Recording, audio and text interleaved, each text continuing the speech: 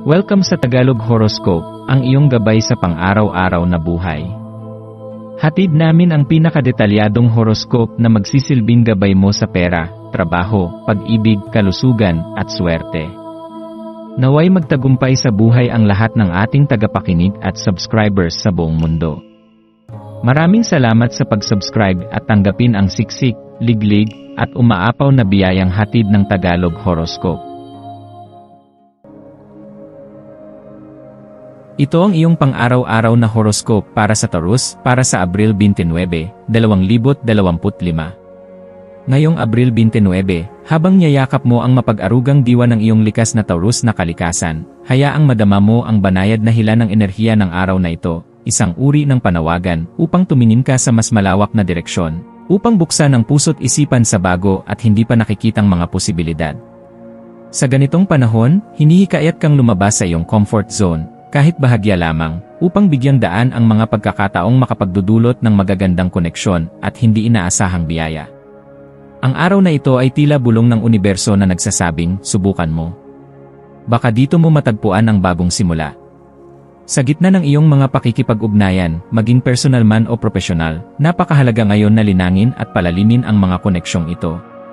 Maaaring may mga pag-uusap na tila simpleng palitan lamang ng kuro-kuro, ngunit sa ilalim nito ay maaaring may potensyal na ideya o panibagong proyekto na magbibigay ng sigla sa iyong karera o personal na buhay. Hayaang ang inspirasyon ay dumaloy mula sa iyong pagiging bukas sa iba, habang pinananatili mo pa rin ang iyong katatagan at pagkakakilanlan.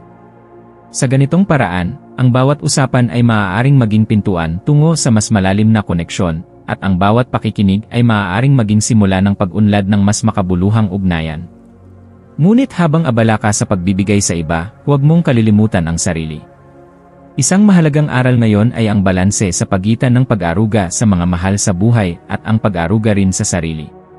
Maaaring nasanay ka ng magbigay ng walang hinihinging kapalit, ngunit ang sarili mong kapakanan ay dapat bigyang pansin din maglaan ng oras para sa katahimikan.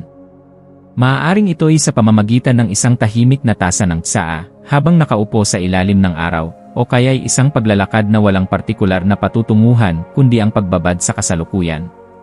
Sa ganitong mga sandali, muling napupuno ang iyong enerhiya, at mas nagiging buo kang tao na may kakayahang muling magbigay ng buong puso.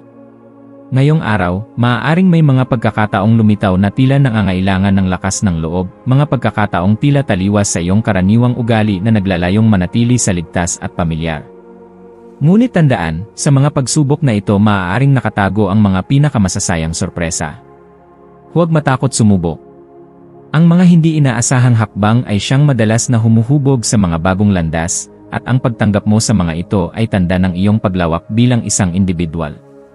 Ang universo ay nagbibigay ng mga senyales, makinig ka lamang, at makikita mong ikaw ay dinadala sa direksyong naayon sa iyong tunay na layunin. Habang patuloy mong ginagalugad ang araw na ito, panatilihin mong matatag ang iyong tiwala sa sarili. Ang iyong mga pagpapahalaga at paniniwala ay magsisilbing gabay. Ang iyong pagkatao na punong-puno ng tiyaga, katatagan, at pagmamahal ay sandigan mo sa bawat hakbang. Kung maramdaman mong nag-aalinlangan ka, balikan ang iyong mga tagumpay, mga pagkakataong pinili mong magtiwala sa sarili, kahit hindi tiyak ang kalalabasan. Sa paggunita ng mga ito, makakahanap ka ng lakas upang magpatuloy. Ngayong araw, ang maswerteng kulay mo ay berdeng oliba, isang kulay na sumisimbolo ng kapayapaan, kaginhawahan, at muling pagbubuo. Ang kulay na ito ay makatutulong sa iyo na manatiling kalmado sa gitna ng mga pagbabago at pagpili. Ang mga maswerteng numero ay 21, 3 at 17, mga numerong may dalang balanse, simula at kaganapan. Ang maswerteng gawain ngayong araw ay ang pakikipag-usap mula sa puso, isang tapat at bukas na talakayan, sa kahit sino man na maaaring magsilbing daan sa mas malalim na koneksyon at personal na pag-unlad. Sa pagtatapos ng araw, hayaang ang katahimikan ang maging huling tinig na iyong marinig. Hayaang ang mga karanasang naranasan mo ngayon ay magsilbing paalala na sa bawat sandali ng pagbubukas ng sarili, maging sa bago, sa takot, o sa pag-asa, may hatid itong pag-angat ng kaluluwa. Sa bawat hakbang na puno ng pag-aalinlangan, ngunit tinuloy mo pa rin, doon mo mararanasan ang tunay na kahulugan ng lakas ng loob. Kaya't mahal na Taurus, ngayong araw ay isang paanyaya sa iyo na yakapin ang pagbabago, habang isinasabuhay ang kabutihang loob na nasa puso mo. Habang binubuo mo ang landas mo araw-araw, tandaan mo na ang pagsusumikap ay hindi laging nangangahulugan ng pagod. Minsan, ito ay pag-abot sa mga pangarap habang tinatamasa ang kagandahan ng bawat hakbang.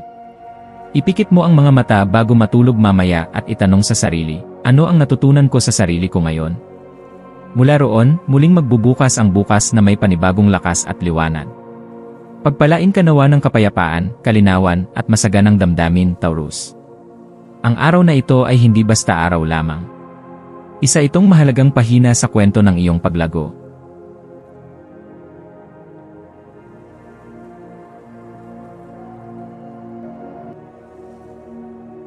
Tayo ay magkaroon ng kaunting sandali upang ipagdasal ang lahat ng mga dalangin ng ating mga subscribers, na sana'y matamo nila ang kanilang mga pinapangarap sa buhay, magandang trabaho, mabuting kalusugan, payapa at masayang pamumuhay, at siksik, liglig at umaapaw na biyaya at kayamanan. Ipinagdarasal namin ng mataimtim ang lahat ng mga komento sa nakaraang video, at hinihiling namin, Panginoon, na pagpalain mo ang ating mga subscribers ng masayang buhay sa mundong ibabaw. Maraming salamat po. Maaari kayong mag-subscribe sa aming channel na Daily Prayer, kung saan nag-a-upload kami ng pang-araw-araw na Catholic Gospel Readings, Reflections, at Daily Rosary Reading para sa lahat ng misteryo ng araw. Tulungan ninyo kaming buuin ang community na ito at mag-subscribe na. Ang link ay nasa description box. Maraming salamat sa panonood ng iyong horoscope ngayon araw. Naway gabayan ka ng mga bituin sa iyong landas. Huwag kalimutang mag-like, share, at subscribe para sa iba pang cosmic na kaalaman. Hanggang sa muli, manatiling konektado sa universo,